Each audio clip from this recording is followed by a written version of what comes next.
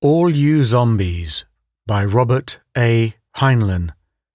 Performed by Paul Lawley-Jones. 22:17, Time Zone 5, EST, 7 November 1970, New York City, Pop's Place. I was polishing a brandy snifter when the unmarried mother came in. I noted the time, 10:17 p.m. Zone 5, or Eastern Time, November 7th, 1970. Temporal agents always notice time and date. We must. The unmarried mother was a man of 25 years old, no taller than I am, childish features and a touchy temper. I didn't like his looks. I never had. But he was a lad I was here to recruit. He was my boy. I gave him my best barkeep smile. Maybe I'm too critical. He wasn't Swish. His nickname came from what he always said when some nosy type asked him his line. I'm an unmarried mother. If he felt less than murderous, he would add, at 4 cents a word, I write confession stories. If he felt nasty, he would wait for somebody to make something of it. He had a lethal style of infighting, like a female cop. One reason I wanted him, not the only one. He had a load on, and his face showed that he despised people more than usual. Silently, I poured a double shot of old underwear and left the bottle. He drank it, poured another. I wiped the bar top. How's the unmarried mother racket? His fingers tightened on the glass, and he seemed about to throw it at me. I felt for the sap under the bar. In temporal manipulation, you try to figure everything, but there are so many factors that you never take needless risks. I saw him relax that tiny amount they teach you to watch for in the Bureau's training school. Sorry, I said. Just asking. How's business? Make it, how's the weather? He looked sour. Business is okay. I write 'em, they print 'em, I eat. I poured myself one, leaned toward him. Matter of fact, I said, you write a nice stick. I've sampled a few. You have an amazingly sure touch with the woman's angle. It was a slip I had to risk. He never admitted what pen names he used, but he was boiled enough to pick up only on the last. Woman's angle? He repeated with a snort. Yeah, I know the woman's angle. I should. So, I said doubtfully, sisters? No. You wouldn't believe me if I told you. Now, I answered mildly. Bartenders and psychiatrists learn that nothing is stranger than truth. Why, son, if you heard the stories I do, well, you'd make yourself rich. Incredible. You don't know what incredible means. So? Nothing astonishes me. I've always heard worse. He snorted again. Want to bet the rest of the bottle? I'll bet a full bottle. I placed one on the bar. Well? I signaled my other bartender to handle the trade. We were at the far end, a single-stool space that I kept private by loading the bar top by it with jars of pickled eggs and other clutter. A few were at the other end watching the fights, and somebody was playing the jukebox, private as a bed where we were. Okay, he began. To start with, I'm a bastard. No distinction around here, I said. I mean it, he snapped. My parents weren't married. Still no distinction, I insisted. Neither were mine. When he stopped, gave me the first warm look I ever saw on him. You mean that? I do. A 100% bastard. In fact, I added, no one in my family ever marries. All bastards. Oh, that. I showed it to him. It just looks like a wedding ring. I wear it to keep the women off. It is an antique I bought in 1985 from a fellow operative. He had fetched it from pre-Christian Crete. The worm Ouroboros, the world snake that eats its own tail forever without end, a symbol of the great paradox. He barely glanced at it. If you're really a bastard, you know how it feels. When I was a little girl— Whoops, I said. Did I hear you correctly? Who's telling this story? When I was a little girl— Look, ever hear of Christine Jorgensen or Roberta Cowell? Sex change cases? You're trying to tell me— Don't interrupt or swelp me. I won't talk. I was a foundling, left at an orphanage in Cleveland in 1945 when I was a month old. When I was a little girl, I envied kids with parents. Then, when I learned about sex— and believe me, Pop, you learn fast in an orphanage. I know. I made a solemn vow that any kid of mine would have both a pop and a mum. It kept me pure. Quite a feat in that vicinity. I had to learn to fight to manage it. Then I got older and realized I stood darn little chance of getting married, for the same reason I hadn't been adopted. He scowled. I was horse-faced and buck-toothed, flat-chested and straight-haired. You don't look any worse than I do. Who cares how a barkeep looks? Or a writer? But people wanting to adopt pick little blue-eyed golden-haired morons. Later on, the boys want bulging breasts, a cute face, and an "oh, you wonderful male" manner. He shrugged. I couldn't compete, so I decided to join the wenches. Eh? Women's Emergency National Corps Hospitality and Entertainment Section, what they now call Space Angels, Auxiliary Nursing Group, Extraterrestrial Legions. I knew both terms once I had them chronized. We use still a third name. It's that elite military service corps. Women's Hospitality Order Refortifying and Encouraging Spacemen.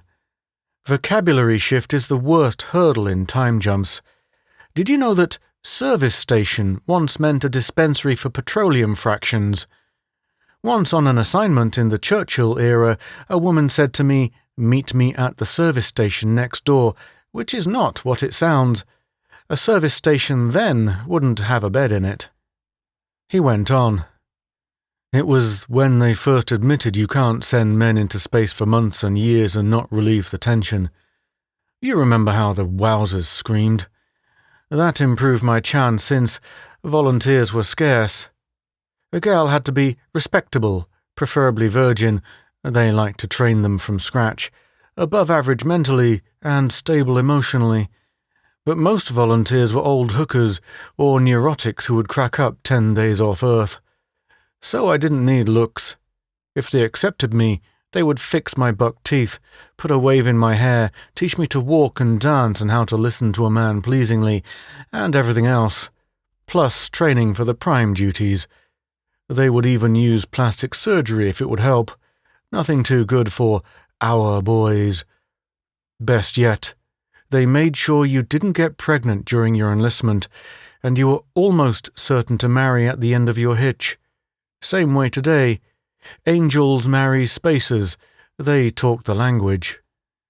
When I was 18, I was placed as a mother's helper. This family simply wanted a cheap servant, but I didn't mind as I couldn't enlist till I was 21. I did housework and went to night school, pretending to continue my high school typing and shorthand, but going to a charm class instead to better my chances for enlistment. Then I met this city slicker with his $100 bills. He scowled. The no-good actually did have a wad of $100 bills. He showed me one night, told me to help myself. But I didn't. I liked him. He was the first man I ever met who was nice to me without trying games with me. I quit night school to see him oftener. It was the happiest time of my life. Then, one night in the park, the games began. He stopped. I said, "And then?" And then nothing. I never saw him again. He walked me home and told me he loved me, and kissed me good night and never came back. He looked grim. If I could find him, I'd kill him. Well, I sympathize. I know how you feel. But killing him just for doing what comes naturally, did you struggle? Huh? What's that got to do with it? Quite a bit. Maybe he deserves a couple of broken arms for running out on you, but he deserves worse than that. Wait till you hear. Somehow I kept anyone from suspecting and decided it was all for the best. I hadn't really loved him, and probably would never love anybody, and I was more eager to join the wenches than ever. I wasn't disqualified. They didn't insist on virgins. I cheered up. It wasn't until my skirts got tight that I realized. Pregnant? He had me higher than a kite. Those skinflints I lived with ignored it as long as I could work, then kicked me out, and the orphanage wouldn't take me back. I landed in a charity ward surrounded by other big bellies and trotted bedpans until my time came. One night, I found myself on an operating table with a nurse saying, "Relax, now breathe deeply." I woke up in bed, numb from the chest down. My surgeon came in. "How do you feel?" he says cheerfully. "Like a mummy." "Naturally. You're wrapped like one and full of dope to keep you numb. You'll get well, but a cesarean isn't a hangnail." "Cesarean?" I said. "Doc, did I lose the baby?" "Oh, no, your baby's fine." "Oh, boy or girl?" "A healthy little girl, 5 pounds 3 ounces. I relaxed. It's something to have made a baby. I told myself I would go somewhere and tack Mrs. on my name and let the kid think her papa was dead. No orphanage for my kid. But the surgeon was talking. "Tell me, he avoided my name. "Did you ever think your glandular setup was odd?" I said, "Huh? Of course not. What are you driving at?" He hesitated. "I'll give you this in one dose, then a hypo to let you sleep off your jitters. You'll have 'em." "Why?" I demanded. "Ever hear of that Scottish physician who was female until she was 35, then had surgery and became legally and medically a man? Got married, all okay. What's that got to do with me?" "That's what I'm saying. You're a man." I tried to sit up. "What?" "Take it easy. When I opened you, I found a mess. I sent for the chief of surgery while I got the baby out, then we held a consultation with you on the table and worked for hours to salvage what we could. You had 2 full sets of organs, both immature, but with the female set well enough developed for you to have a baby. They could never be of any use to you again, so we took them out and rearranged things so that you can develop properly as a man." He put a hand on me. "Don't worry, you're young. Your bones will readjust. We'll watch your glandular balance and make a fine young man out of you." I started to cry. "What about my baby?" "Well, you can't nurse her. You haven't enough milk for a kitten. If I were you, I wouldn't see her. Put her up for adoption." "No." He shrugged. "The choice is yours. You're her mother. Well, her parent. But don't worry now. We'll get you well first." Next day, they let me see the kid and I saw her daily, trying to get used to her. I had never seen a brand new baby and had no idea how awful they look. My daughter looked like an orange monkey. My feeling changed to cold determination to do right by her. But 4 weeks later, that didn't mean anything. "Eh?" She was snatched. "Snatched?" The unmarried mother almost knocked over the bottle we had bet. "Kidnapped. Stolen from the hospital nursery." He breathed hard. "How's that for taking the last a man's got to live for?" "A bad deal," I agreed. "Let's pour you another. No clues?" "Nothing the police could trace. Somebody came to see her, claimed to be her uncle. While the nurse had her back turned, he walked out with her." "Description?" "Just a man with a face-shaped face like yours or mine." He frowned. "I think it was the baby's father. The nurse swore it was an older man, but he probably used makeup. Who else would swipe my baby? Childless women pull such stunts, but who ever heard of a man doing it? What's happened to you then? 11 more months of that grim place and 3 operations. In 4 months I started to grow a beard. Before I was out I was shaving regularly, and no longer doubted that I was male. He grinned wryly. I was staring down Nurse's necklines. Well, I said, seems to me you came through okay. Here you are, a normal man, making good money, no real troubles. And the life of a female is not an easy one. He glared at me. A lot you know about it. So? Ever hear the expression, ruined woman? Years ago. Doesn't mean much today. I was as ruined as a woman can be. That bum really ruined me. I was no longer a woman, and I didn't know how to be a man. Takes getting used to, I suppose. You have no idea. I don't mean learning how to dress or not walking into the wrong restroom. I learned those in the hospital. But how could I live? What job could I get? Hell, I couldn't even drive a car. I didn't know a trade.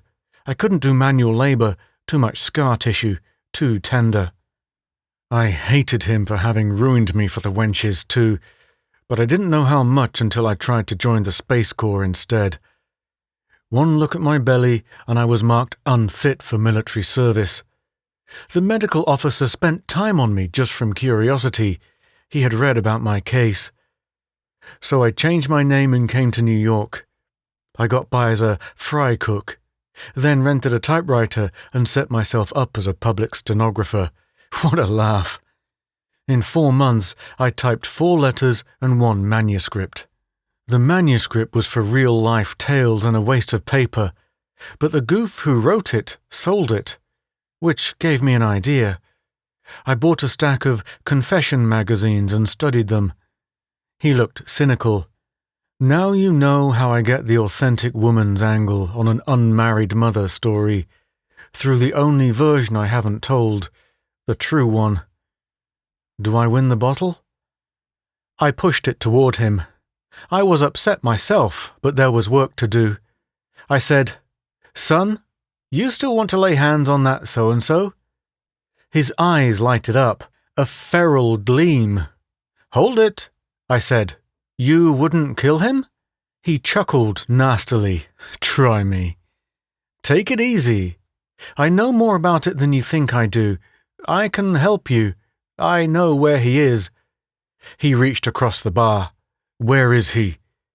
I said softly, "Let go my shirt, Sonny, or you'll land up in the alley and we'll tell the cops you fainted." I showed him the sap. He let go. "Sorry, but where is he?" He looked at me. "And how do you know so much?" "All in good time.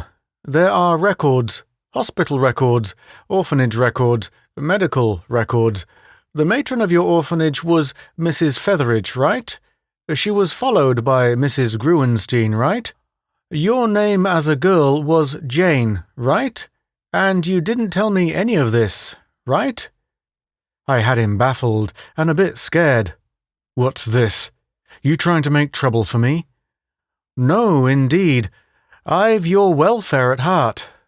I can put this character in your lap. You do to him as you see fit, and I guarantee that you'll get away with it. But I don't think you'll kill him. You'd be nuts to, and you aren't nuts, not quite." He brushed it aside. "Cut the noise. Where is he?" I poured him a short one.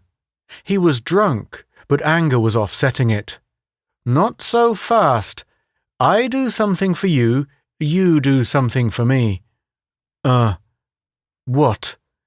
You don't like your work.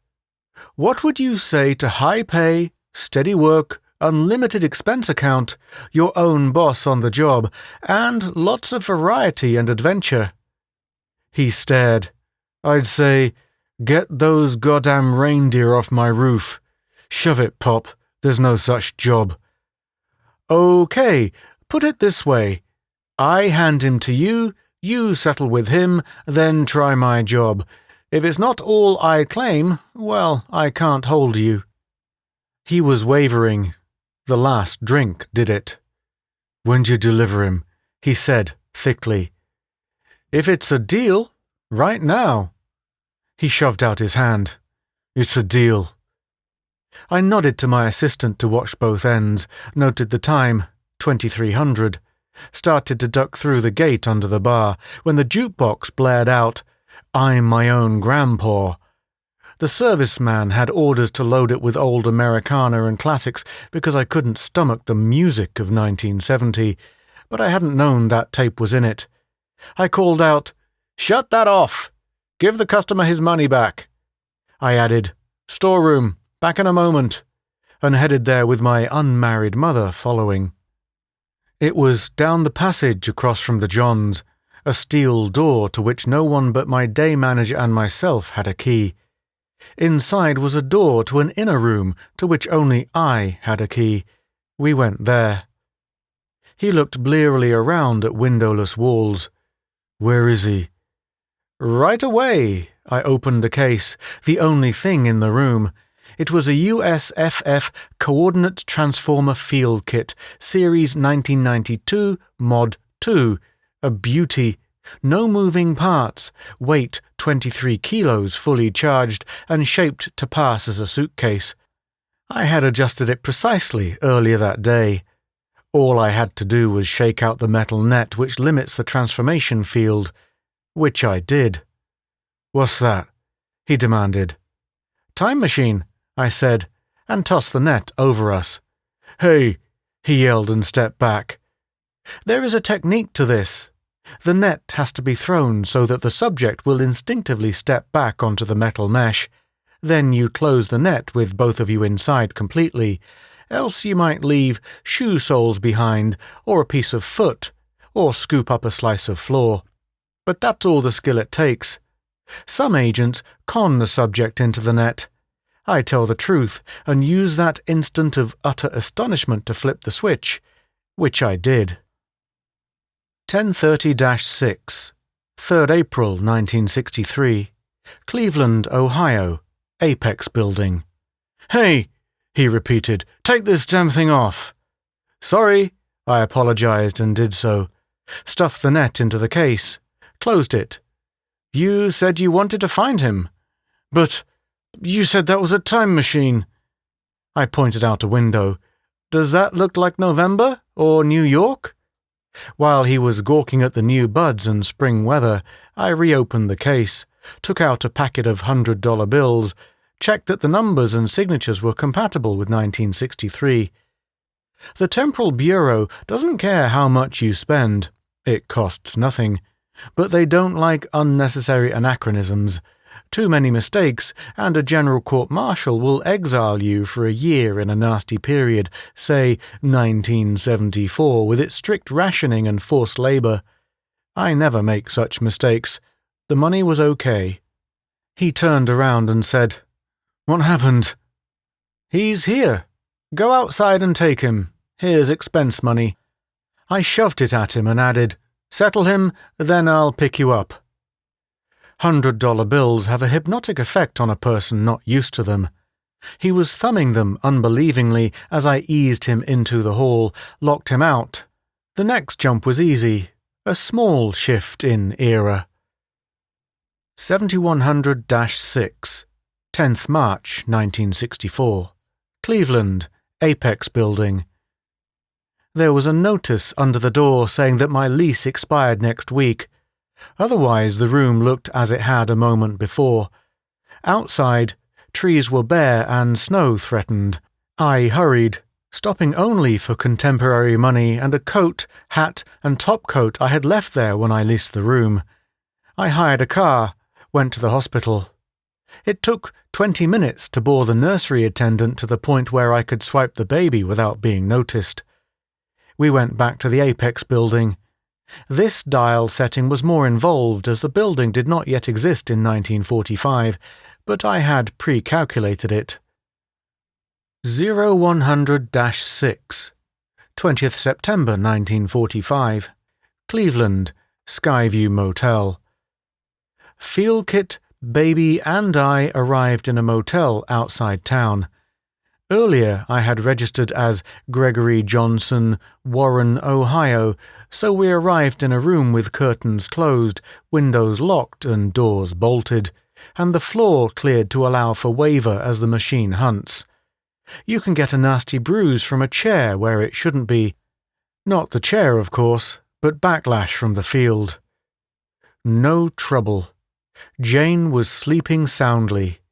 I carried her out, put her in a grocery box on the seat of a car I had provided earlier, drove to the orphanage, put her on the steps, drove 2 blocks to a service station, the petroleum products sort, and phoned the orphanage, drove back in time to see them taking the box inside, kept going and abandoned the car near the motel, walked to it and jumped forward to the Apex building in 1963.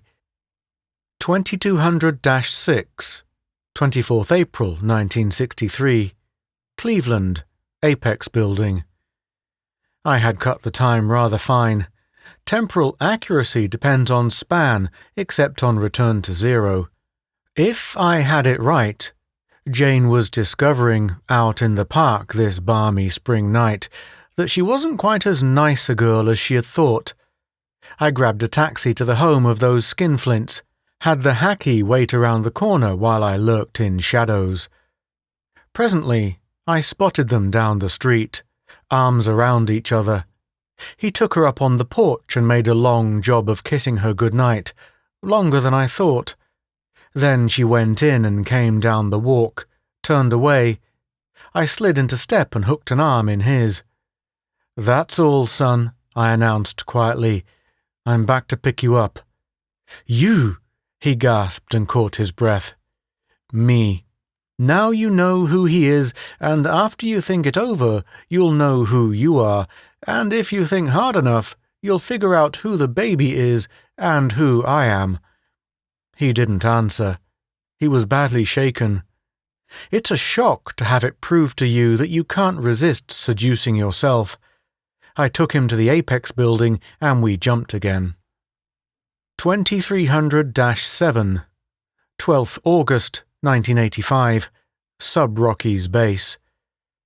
I woke the duty sergeant, showed my ID, told the sergeant to bed my companion down with a happy pill and recruit him in the morning. The sergeant looked sour, but rank is rank, regardless of era. He did what I said, thinking, no doubt, that the next time we met, he might be the colonel and I the sergeant, which can happen in our corps. "What name?" he asked. I wrote it out. He raised his eyebrows. "Like so, eh? You just do your job, Sergeant." I turned to my companion. "Son, your troubles are over. You're about to start the best job a man ever held, and you'll do well, I know." "That you will," agreed the sergeant. "Look at me. Born in 1917, still around, still young, still enjoying life." I went back to the jump room, set everything on pre-selected 0. 2301-5, 7th November 1970, New York City, Pop's Place. I came out of the storeroom carrying a fifth of Drambuie to account for the minute I had been gone. My assistant was arguing with the customer who had been playing I'm My Own Grandpa and said, "Oh, let him play it, then unplug it." I was very tired. It's rough, but somebody must do it, and it's very hard to recruit anyone in the later years since the mistake of 1972. Can you think of a better source than to pick people all fouled up where they are and give them well-paid, interesting, even though dangerous, work in a necessary cause? Everybody knows now why the Fizzle War of 1963 fizzled. The bomb with the New York's number on it didn't go off. 100 other things didn't go as planned, all arranged by the likes of me. But not the mistake of 72. That one is not our fault, and can't be undone. There's no paradox to resolve. A thing either is, or it isn't, now and forever, amen. But there won't be another like it. An order dated 1992 takes precedence any year. I closed 5 minutes early, leaving a letter in the cash register telling my day manager that I was accepting his offer to buy me out, so see my lawyer as I was leaving on a long vacation. The bureau might or might not pick up his payments, but they want things left tidy. I went to the room back of the storeroom and forward to 1993. 2200-7, 12th January 1993, Sub Rockies Annex, HQ Temporal DOL. I checked in with the duty officer and went to my quarters, intending to sleep for a week. I had fetched the bottle we bet, after all, I won it, and took a drink before I wrote my report. It tasted foul, and I wondered why I had ever liked old underwear, but it was better than nothing. I don't like to be cold sober, I think too much, but I don't really hit the bottle either. Other people have snakes. I have people. I dictated my report. 40 recruitments, all okayed by the Psych Bureau, counting my own, which I knew would be okayed. I was here, wasn't I?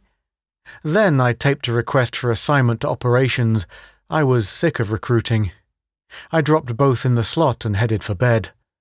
My eye fell on the bylaws of time over my bed. Never do yesterday what should be done tomorrow. If at last you do succeed, never try again. A stitch in time saves 9 billion. A paradox may be paradoctored. It is earlier when you think. Ancestors are just people. Even Jove nods. They didn't inspire me the way they had when I was a recruit. 30 subjective years of time jumping wears you down. I undressed, and when I got down to the hide, I looked at my belly. A cesarean leaves a big scar, but I'm so hairy now that I don't notice it unless I look for it. Then I glanced at the ring on my finger. The snake that eats its own tail for ever and ever. I know where I came from, but where did all you zombies come from? I felt a headache coming on. But a headache powder is one thing I do not take. I did once, and you all went away. So I crawled into bed and whistled out the light. You aren't really there at all. There isn't anybody but me, Jane, here alone in the dark. I miss you dreadfully. You have been listening to All You Zombies by Robert A. Heinlein, performed by Paul Lawley Jones.